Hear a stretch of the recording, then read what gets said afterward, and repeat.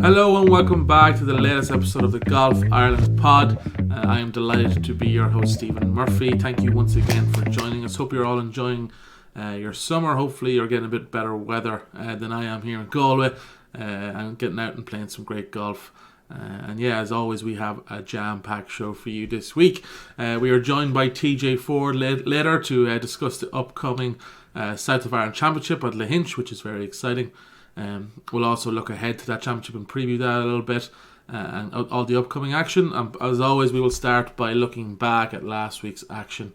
And where better to start than the Open Championship, where our very own Alex Maguire, the Laytown and Bettystown golfer, competed at the 151st Open Championship at Hoylake. And it was a great 2 days. Unfortunately for Alex, he didn't make the cut. He shot +1 in his opening round, which was fantastic quality of golf. But unfortunately didn't qualify on the Friday. It was tough conditions, as we saw. Everyone bar Brian Harman looked to be struggling at times. So no shame in that for Alex Maguire at all. And he took plenty of positives from it, which is always fantastic. He had a couple of quotes saying he's definitely good to compete out here. Definitely good enough, should I say. And yesterday, 1 over was the worst score he could have shot. And today was just one of those days where you hit a few bad shots. And the course kicks you in the backside, shall I say. And he takes a lot from it, knowing that his game is good enough to compete out here, which is, again, obviously making the cut would have been ideal, but taking the positives from it, qualifying in the first place, just tremendous achievement for Alex. And only the reward he deserves for all the fantastic golf he's played this year. So congratulations again to Alex. It was fun to watch him among the world's elite. So well done to Alex. We'll now go on to the Ulster Boys and Girls Amateur Open Championship. That took place last week at Hilton Temple Patrick. And our winners were Darcy Hogg and Katie Poots. They won the boys and girls divisions there. Darcy Hogg shot a final round of 71 in the boys event to give him a 54-hole total of 7 under, which is just outrageous shooting. He finished 2 strokes clear of Tipperary's Donncha Cleary and Fionn Dobbin, who were tied on 5 under par. And then Katie Poots had a 5-stroke victory in the girls' event, shooting a 54-hole score of 2 under par. County Louth's Ellen O'Shaughnessy came in second place there on a total of 3 over par. And Caitlin Shippen and Gemma Meekin from Royport Rush tied for third place on 6 over par. So congratulations there to Darcy and Katie. Some fantastic golf, great level of golf there in the Ulster. So congratulations to all there and all who took part. A great event by all accounts. Now we will turn our attention to the 2023 European Individual Championship for Golfers with Disability. We had some Irish representation there. Alan Gaynor and Aidan Grenham were the best of the Irish in the men's stroke play. It was a fantastic 3 days there. Players playing from all over the globe, all corners of the continent, to play at the Golf Club, the Dutch in the Netherlands. And Gaynor and Grenham battled hard to stay in contention until the final day, but rounds of 81 and 77 respectively meant that they could only share tied 16th place. But the weather looked very tough conditions there, so no shame in that, and well done to both Alan Gaynor and Aidan Grenham there. Fiona Gray then also performed admirably in the women's stroke play.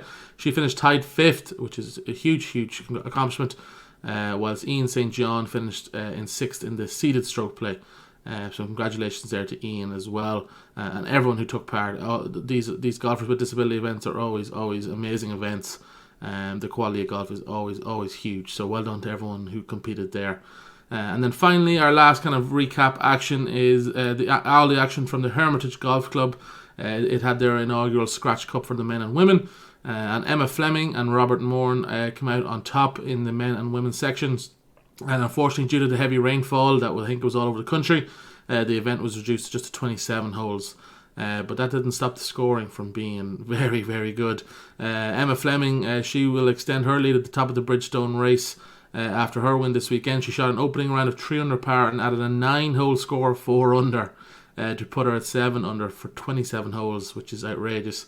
And that was her 4th Scratch Cup win this season, so she is on fire.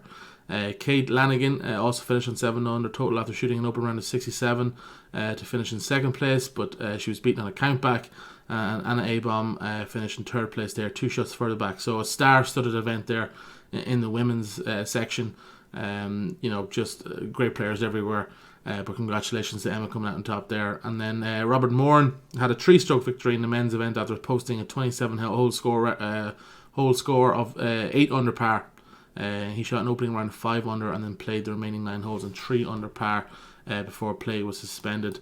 Again, outrageous scoring. And Castleknock's Paul Coughlin was tied for the lead after the opening round but finished second on 5 under par. And Jack McDonald finished in third, 3 strokes further back on 2 under total. Again, great scoring. Incredible talent on display there for 27 holes. Scoring was outrageous. So congratulations there to the winners, and congratulations to Hermitage Golf Club for hosting another great Scratch Cup. I think that wraps up all of our action. So we will now throw it over to our fantastic conversation with TJ Ford. I am now delighted to be joined by TJ Ford here on the Golf Ireland pod. TJ, thank you very much for taking time out of your busy day. How are you? Great. No, delighted to be here. Thanks, Stephen. Looking forward to it. Good stuff. How's your weekend? Anything fun or exciting happening? No, it's all systems go here. Just the last of our visitors turning up today before preparations for the South start tomorrow. So just trying to make sure everything goes smoothly and then run into a good week, hopefully.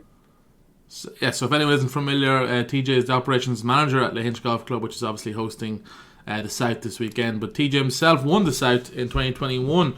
2 years ago, TJ, does it feel like two years ago, or does it feel like only last week? No, it definitely feels like 2 years ago. It feels like a lot sort of happened since. But no, I can still remember it. Vividly. It was as good a day as I've ever had on a golf course, and it's one that I won't forget for a long time. So it's lovely to be here kind of permanently at the moment and get to kind of, relive it a bit more and see my name on the board and picture on the wall and all that kind of stuff. So no, it's great. It's an amazing event. It's an amazing place. So no, it's great. It's great. I've read before as well. You were quite a good rugby player growing up, TJ. Is that something that you are also looking at, maybe in a sports centre wise? It might have been sort of exaggerated a little bit. I was okay. I think the standard in Connacht, it's not as good as maybe in Munster or Leinster. But no, I loved rugby. I played rugby all through school, and golf kind of took a back seat for a little while. But when I finished, I stopped playing and went to college in Maynooth. And kind of, took up golf on a full-time basis from then, really. So I miss some aspects of rugby, but I definitely don't, miss rolling around in the mud on a Saturday morning or whatever. I'd rather be playing a bit of golf. Yeah, as someone myself who I played rugby briefly, but I love rugby. It's not the biggest Venn diagram of rugby and golf. It's not your two typical sports that go hand in hand. One is more of a sledgehammer, and one is more of maybe a surgeon's drill or tool. But they're great sports nonetheless. But let's quickly we'll look at your side of Ireland win in 2021. Obviously, you beat Alan Fahy in the final 5-4. You made 7 birdies that day in 14 holes. Were you aware of how hot you were that day, or were you just kind of focusing on the match, solely? I was focusing on the match. I was very nervous. Like there wasn't. I remember saying before, like there wasn't a hole that went by where I didn't think about winning the South. I'd hit a shot. Thankfully, that day I hit a lot of good shots, and I'd sort of, you'd go into a bit of a frenzy for a few minutes, thinking, okay, this is to win another hole or whatever, and get a better chance. But for whatever reason, when it came to actually hitting the shots, I was really calm. And yeah, no, it was great. It was one of those just in the zone. When they talk about the zone, that was it. And yeah, it was, thankfully my best golf came out in the final, which is, something that doesn't happen for a lot of people. So it was great. It was a great day. It was a great match. But Alan played really well as well. Just I held the putts that, he shaved the edges on, and he obviously went on to win the West the following year anyway. So he's got his championship, and he's playing this week, which is great. I know he hasn't played much this year, so it's good to see him back. When you're seven birdies and 14 holes, are you trying to be super aggressive with your play, or like you said, is it just you were holding everything from 15 to 20 feet?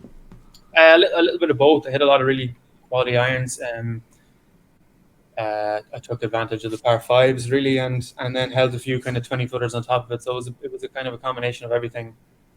Some good breaks in there as well, which obviously you need to get to win like that. But yeah, it was just sort of an amalgamation of everything come together in one. So it was great.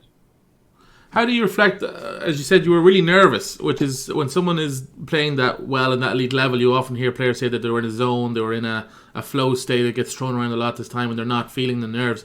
You've openly said you were feeling very nervous, and you still produced your best golf. Did you ever look back at that and think that was a bit odd, or is that how do you use that then going forward? Do you try and get nervous? It's obviously not easy to do. You'd rather be obviously in a calm state, but you were blazing hot. Yeah, I think that week I was just hitting the ball really well. I had a really good sort of swing feel or whatever. I when I was hitting the ball, it was coming out where I was looking and curving the way that I was hoping it would curve. So it was, I would say, from a technical standpoint, it's probably as good as I've hit it. But having said that, it was the biggest stage I played on, at that point. Like it was my first final. Obviously, I think the best I got to before that was maybe round 3 of the close or of an event. So I was definitely out of my, I was in the deep end. I suppose it was as far as I'd gotten. But just just the shots I was hitting were good, and I was taking it one game at a time. And then from then I kind of kicked on, and if it was a bit of a self belief, that came from the win, and played really well the rest of the year. Played my homes, with my first Ireland cap.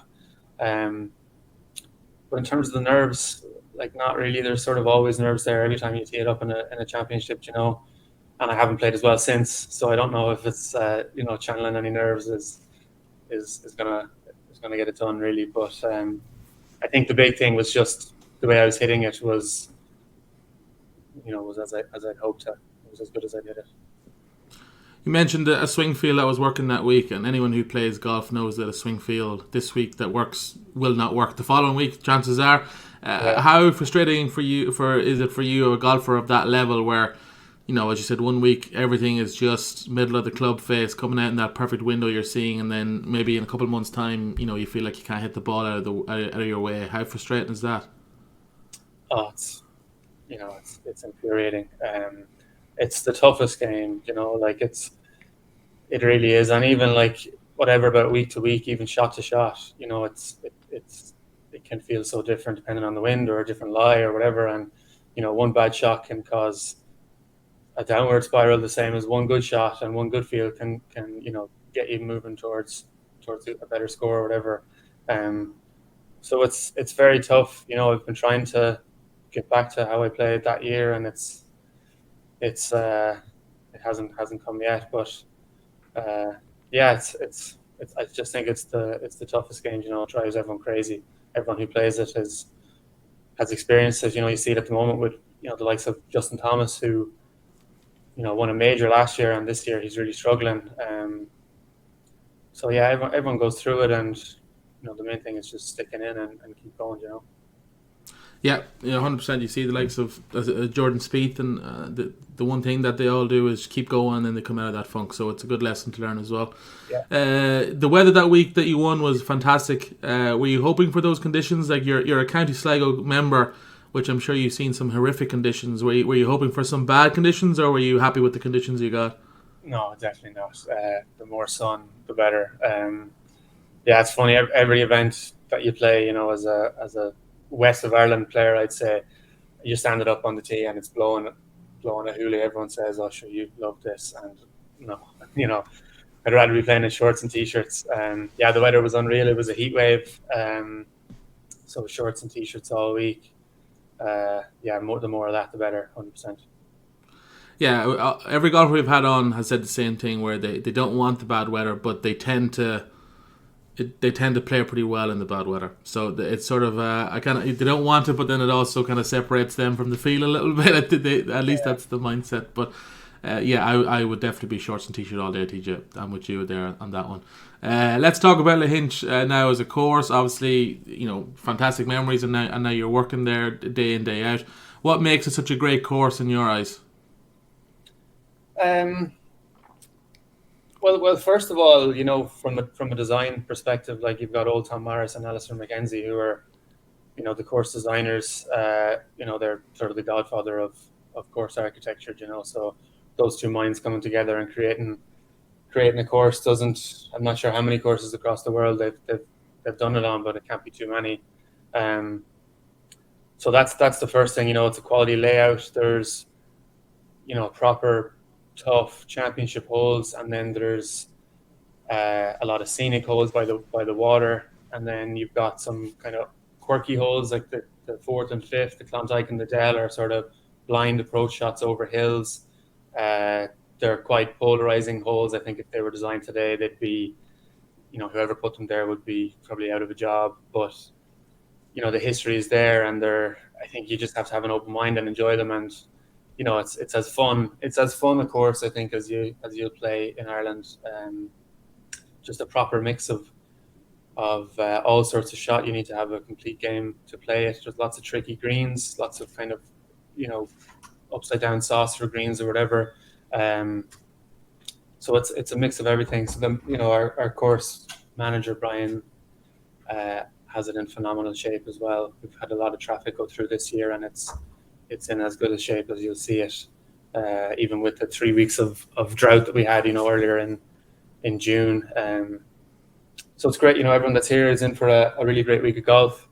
And again, we just hope we get a bit of decent weather so that we can see it in its true light. I'll be making the trip down to view it one day, and I've never been before. Is there anything little subtle, little lookouts that I should be wary of to try and really get my full experience of watching golf at Lahinch? Well, you'll have to keep an eye out for the goats. They'll be roaming around, so that'll be one thing. You'll usually find them around the halfway house, trying to nab some food off people. But I hope they're friendly. They sound friendly. They are. They're fine. You'll see it yourself, Stephen. It's kind of referred to as the St. Andrews of Ireland. So the second green kind of runs into the town. It's only 30 yards from the main street.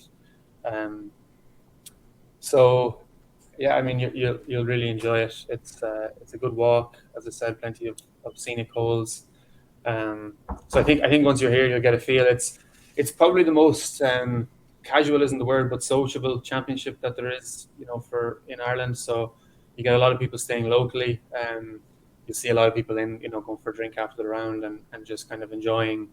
Lahinch in the summer is it's a busy spot, and you've got the surfing only 50 yards from the course, and a lot of people come down for holidays. So it's just kind of the whole kind of vibe or just feel of the week is really good. Absolutely, no, I'm very looking forward to it. Let's talk about your game heading into the week. How's your game feeling? Are you heading into the week with a bit of confidence? It's been very up and down. I think sort of, the Irish Amateur at the Island sort of summarizes my year. It's been, one good score and then a bad score to follow it up. So the consistency hasn't been there. But I'm enjoying it. I'm just hoping that sort of the good comes out and not too bad, but we'll see. Yeah, I know. I understand. Do you feel added pressure now, working at the golf course to perform well, or do you not really care about that? No, I don't think so. There's a lot of well wishes from members and things like that, but there's a couple of true local people playing in the event, so I'm sure they'll get all the support, and it'd be great to see 2 or 3 Lahinch members through to the match play, and they have every chance. They're all playing good golf at the moment, and if I meet one of them at some stage, it'll be a nice game, I'm sure. Do you set a goal going into a tournament like this, or is it take it's cliche, but every shot at a time or every round at a time, or do you have a target that you'd like to hit? The goal should definitely be to try and win the qualifier. At the end of the day, really all you have to do is try and make it through, top 64 to the match play. But it's kind of, you hear a lot of people saying that if you set your goal to make the cut, you kind of find yourself floating around it. Whereas if you can go out and try and win the qualifier, I came up 2 shots short of that last year. So Josh Josh Hill beat me by 2 to win the qualifier. So yeah, that'll be the goal, to just try and make smart birdies, I suppose, and kind of cruise through it and go from there. Really, anything can happen. Absolutely. Let's talk about your day job, your operations manager at Lahinch Golf Club. Tell us a little bit what that actually entails. Yeah, so I'd say mainly it's kind of looking after the day-to-day operations of the club. I sort of look after the summer staff, and really just to kind of try and make sure that the members and visitors are having as good an experience as they can. And then sort of whatever else kind of comes my way, So it's been great so far. I'm here since January, so a couple of quiet first months, and then once Easter comes around, all the visitors start rolling up, and it's sort of a hive of activity. So it's been great so far. Really enjoying it. Obviously, some great news the last couple of weeks. We've got the Palmer Cup next year, which was on from 2019, and then the Walker Cup in 2026. So exciting times for the club, and I'm glad I'm here to kind of go along with it and try and do my part. So yeah, really looking forward to it. Yeah, that was huge news, actually. Yeah, thank you for bringing that up. There must be a great buzz about the club. Even I know it's 2026; it's still 3 years away, but to have something like that on the calendar, it must be absolutely just amazing.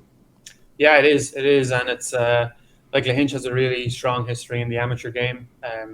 Going back as far as John Burke, who was an Irish amateur legend, really, and all his championships are up on the wall. And the South is the oldest Irish amateur event, in Ireland. So that's got a really strong history. And then the Palmer Cup and the Walker Cup only adding to that. So of all the events we've had here, the Irish Open kind of sticks out as the one that's sort of against the grain. It's really a club that's got a an amateur. It's very much based around the amateur game. So the Walker Cup was really exciting news. All the members are really looking forward to it. And the Palmer Cup is just as big, really. Like this year in America, there was 7 of the top 10 amateurs in the world on the American team. So it's it's certainly not a baby brother to the Walker Cup. It's just as big. So try and kind of turn the focus to that for next year. And I'd encourage everyone to come down and have a look at it. It'll be a quality event. Absolutely. I read a great article on you, and you had a great quote where you said back in Maynooth during your college days, your mood was very much dependent on how you were playing. So if you played bad, you were in bad humour, and then vice versa, obviously, with the playing well. You said then when you started actually working kind of full-time, golf became an escape, and you almost enjoyed it more because it was, you could be working, it could be worse, you could be in an office where you're actually enjoying it now.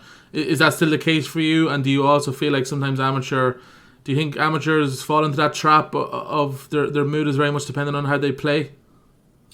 Yeah, I think so. I think like not even amateurs at an elite level, kind of everyone is, if you play bad, you're probably going to be in bad form. But yeah, when I started working, golf became holidays. When I was playing golf, I was on my annual leave. I was on holidays, so you tend to kind of just naturally be more relaxed. I think then, in the following year, I took the year out and was playing just amateur golf. And again, you're sort of looking at teams and you're looking at results and you're looking at your ranking, and you kind of slip back into that trap. So, yeah, look, I never had any ambitions of going pro, really. I enjoyed the amateur game. I enjoy, we get to play unbelievable venues across, even in Ireland, you've got Lahinch, Portrush, Baltray, Sligo, the island this year for the Irish amateur, and Malone for the close. So,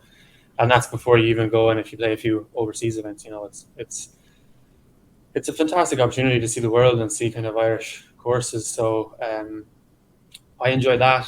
I enjoy working as well. I like having golf as a hobby and trying to play good golf, but it's not the be all and end all. And yeah, that's sort of where I am.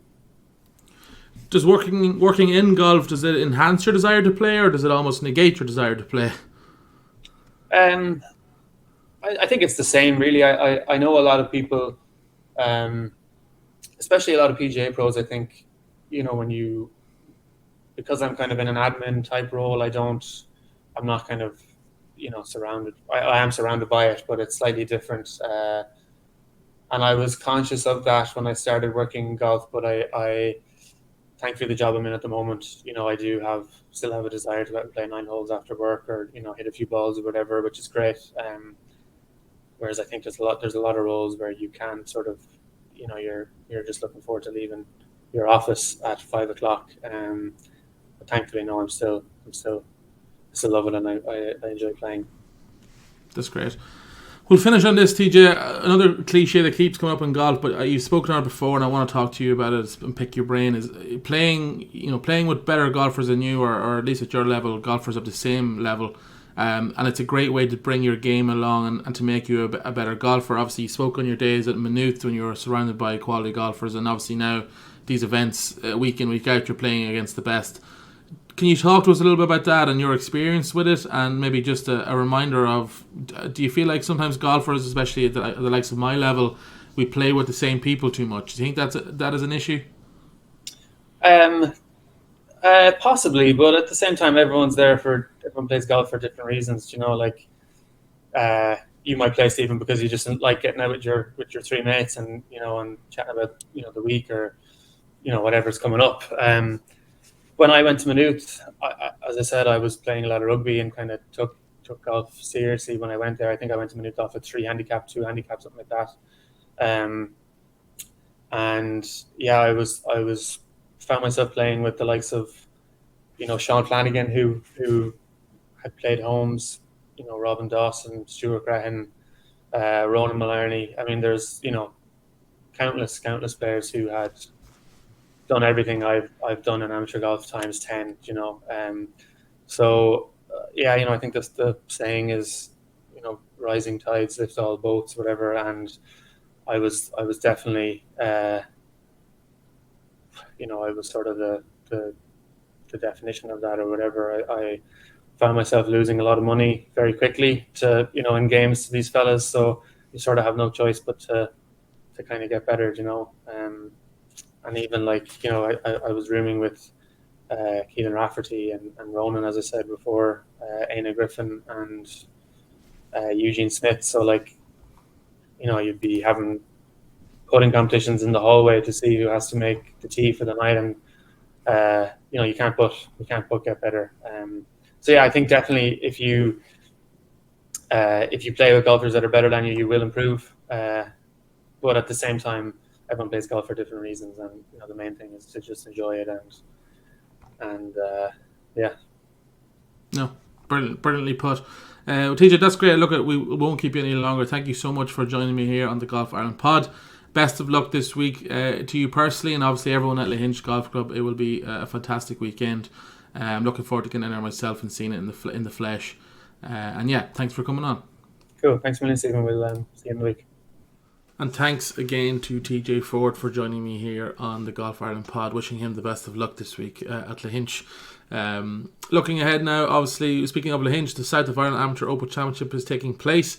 This week it starts today, Wednesday, July 26th, and runs until Sunday, July 30th. And an absolutely huge field with top tier golf talent on display. I'll be going down myself this weekend, one of the days. I'm not quite sure which yet, but very much looking forward to that.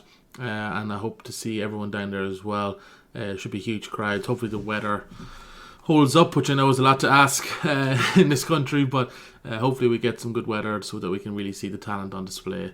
But best of luck to everyone competing in there or at Lahinch this weekend. Also taking place on Friday, July 28th is the Leinster Over 18s Women's Amateur Open Championship in Bunclody Golf Club. So best of luck to everyone taking part there as well. Should be a fantastic competition. The European Ladies Amateur Championship is also taking place in Sweden on the 26th to the 29th of July. So keep an eye on social medias for all updates on these scoring events.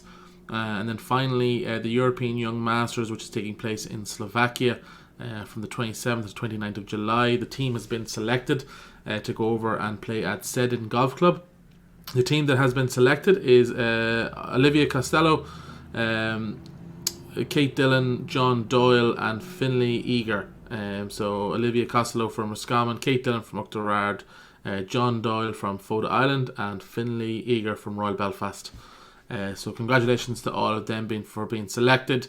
They are supported by Liam Troy, who's the team captain, and Michelle Carroll, who'll be the team coach, and they'll travel over to Slovakia. So best of luck to that team going over to play in Slovakia.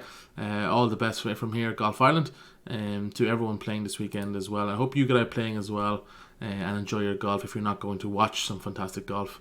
And yeah, that wraps up another episode of the Golf Ireland pod. Once again, thank you very much for listening. We really do appreciate it, and we'll be back next week to recap all the great action, to chat to someone, and to look forward to all the upcoming great action. So thank you very much.